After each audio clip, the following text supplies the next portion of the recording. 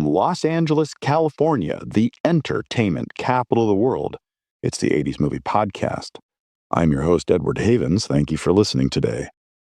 On this episode, we're going to revisit a topic that one simply cannot avoid when discussing 1980s movies, the Brat Pack, and talk about the quintessential Brat Pack movie, Taps, which just happens to be the first Brat Pack movie.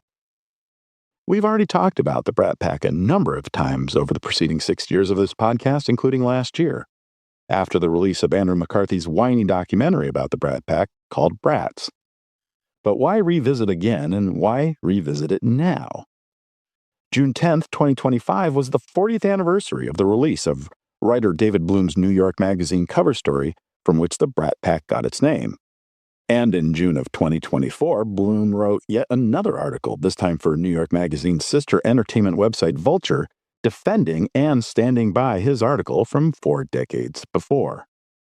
And before I get started, I want to apologize to Tony, a friend from high school, who will probably be very displeased with the next section of this episode.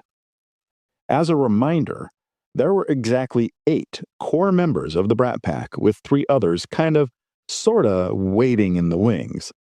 Emilio Estevez was the unofficial president of the Brat Pack, the Frank Sinatra or Humphrey Bogart, depending on which version of the Rat Pack you most identify with, to everyone else's big star but second-tier status. Then there was Nicolas Cage, Tom Cruise, Matt Dillon, Timothy Hutton, Rob Lowe, Judd Nelson, and Sean Penn.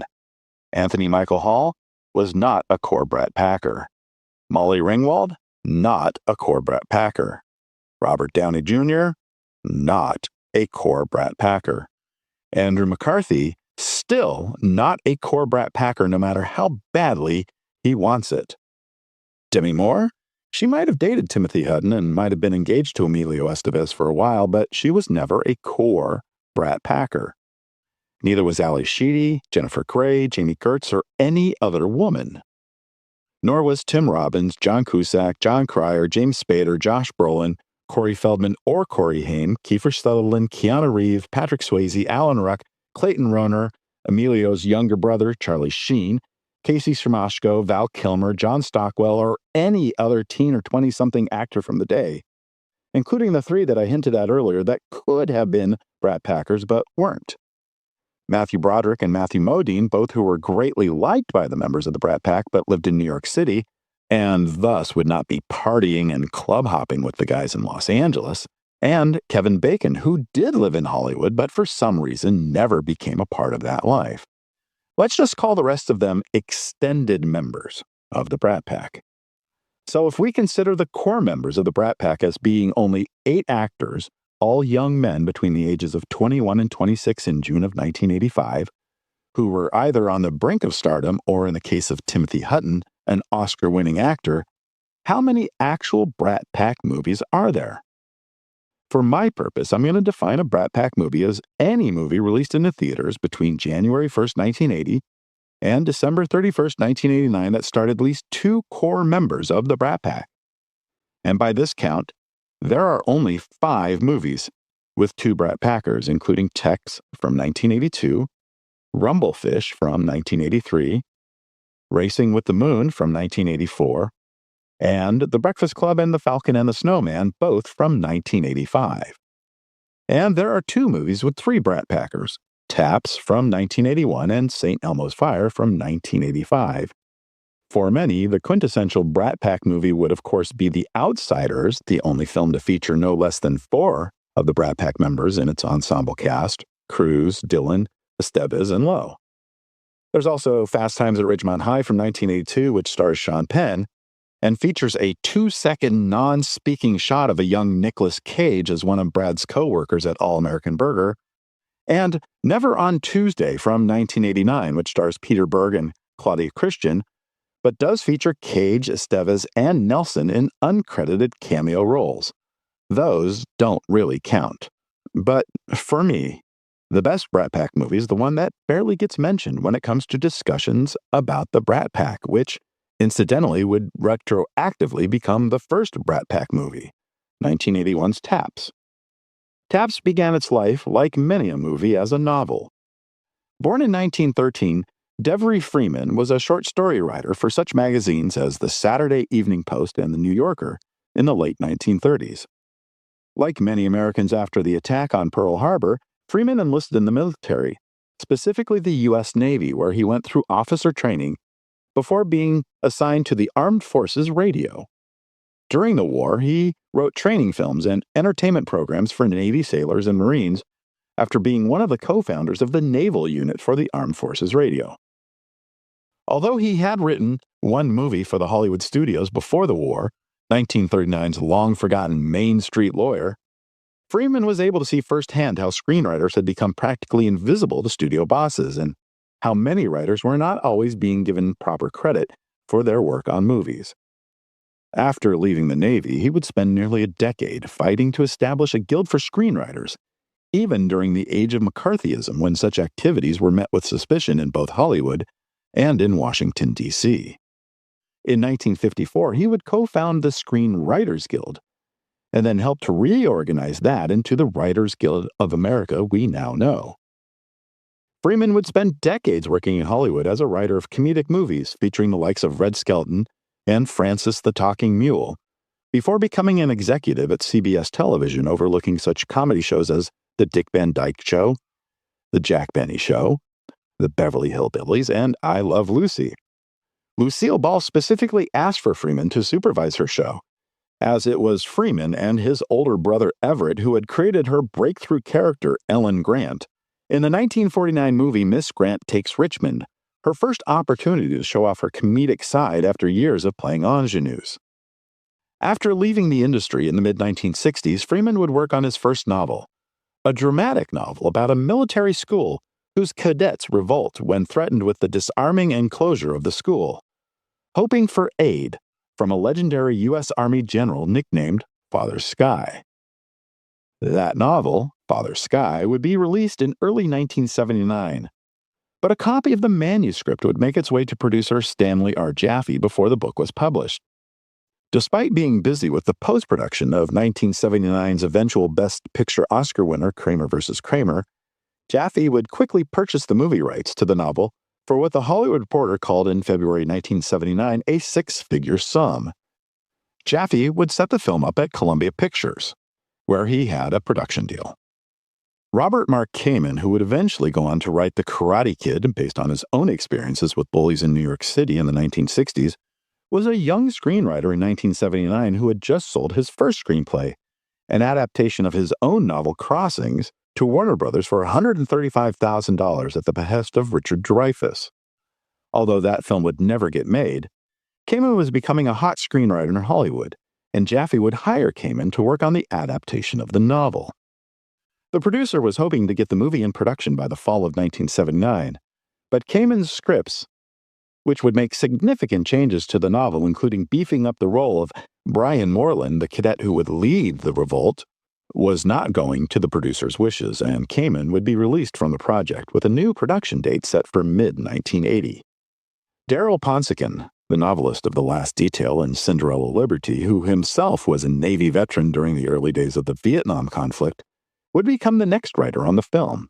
With his military background, Ponsican would tighten up the script, which would attract the attention of director Peter Warner, the older brother of future Cosby Show and Roseanne producer Tom Warner, who had yet to direct a feature film but had won an Academy Award in 1976 for his AFI graduate short In the Region of Ice, based on a short story by Joyce Carol Oates.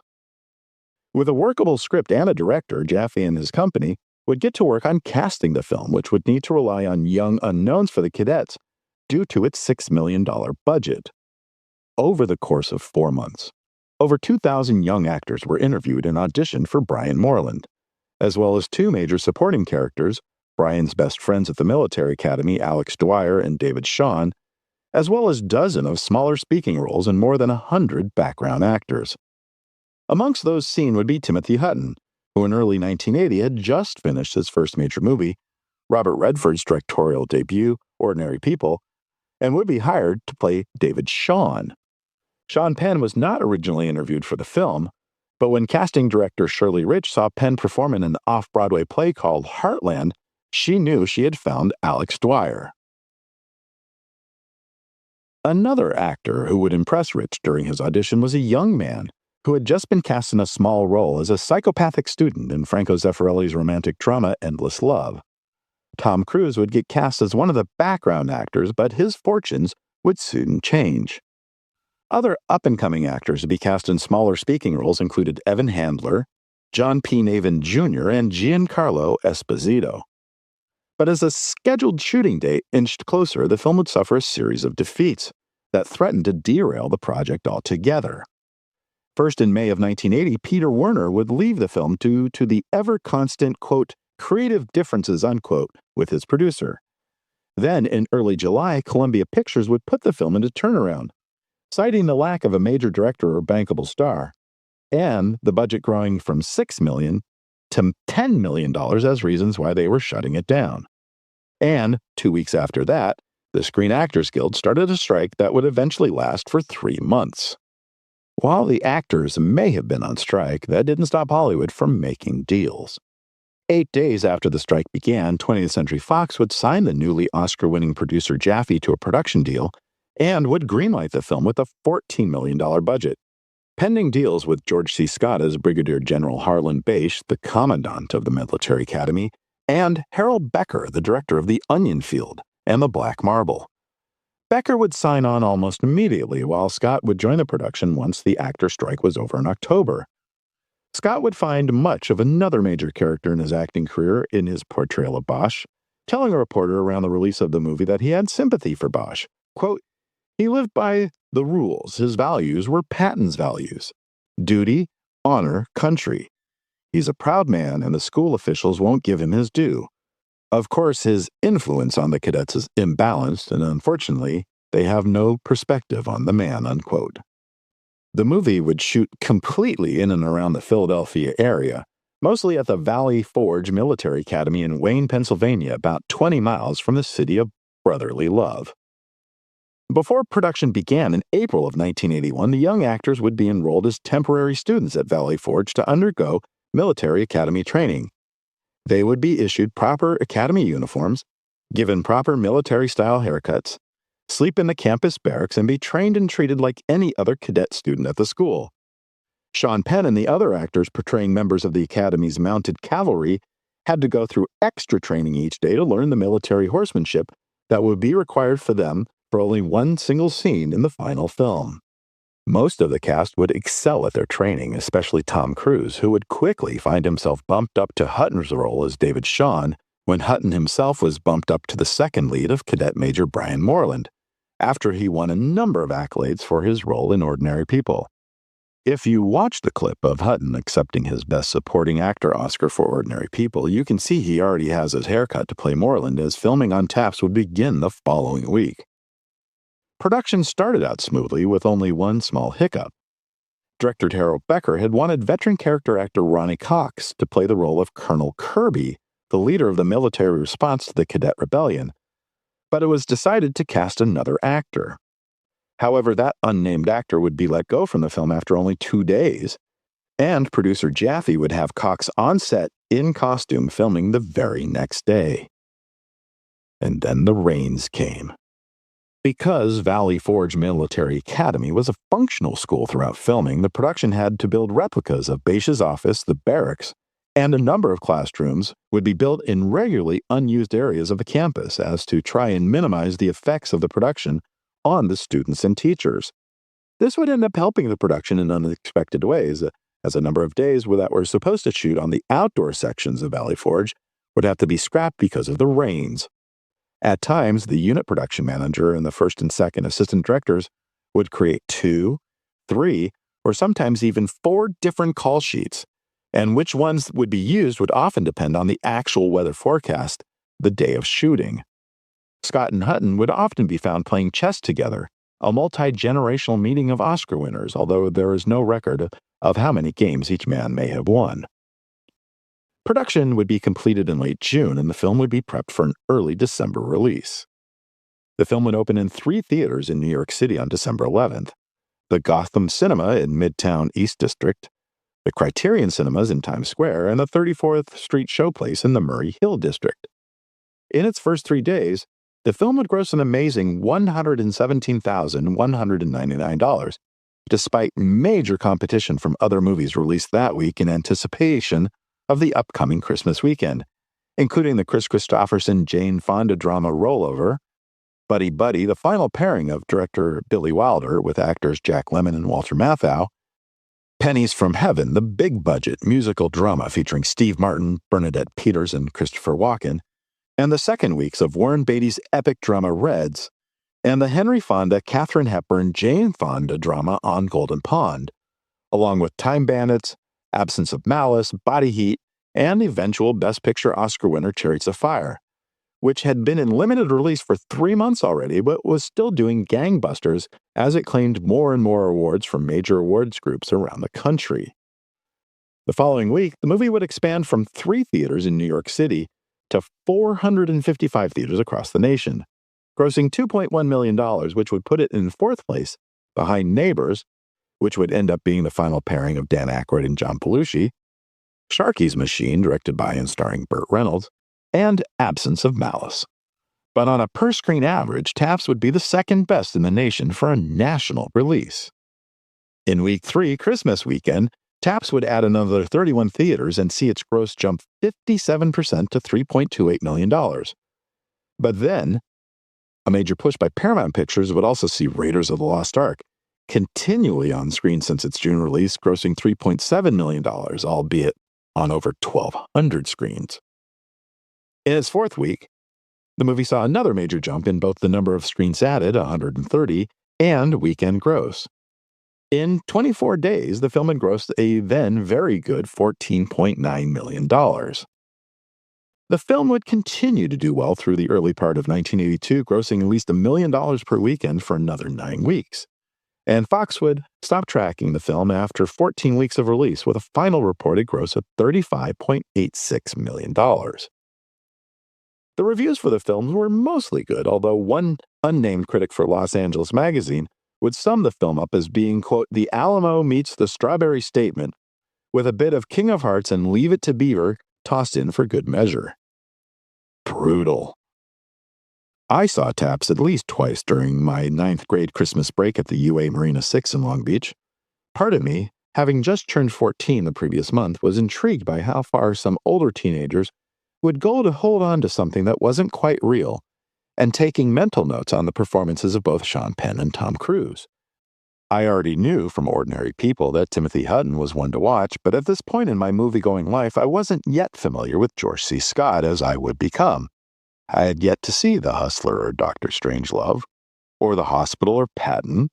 I had seen The Hindenburg when it came out in 1975, but I was only 7 at the time and wasn't thinking like a film buff quite yet.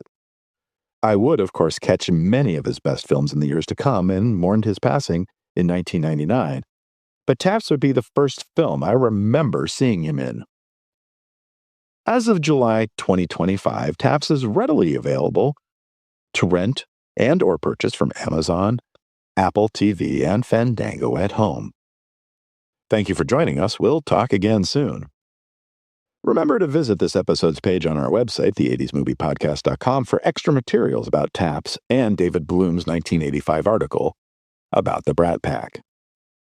The 80s Movie Podcast has been researched, written, narrated, and edited by Edward Havens for Idiosyncratic Entertainment. Thank you again. Good night.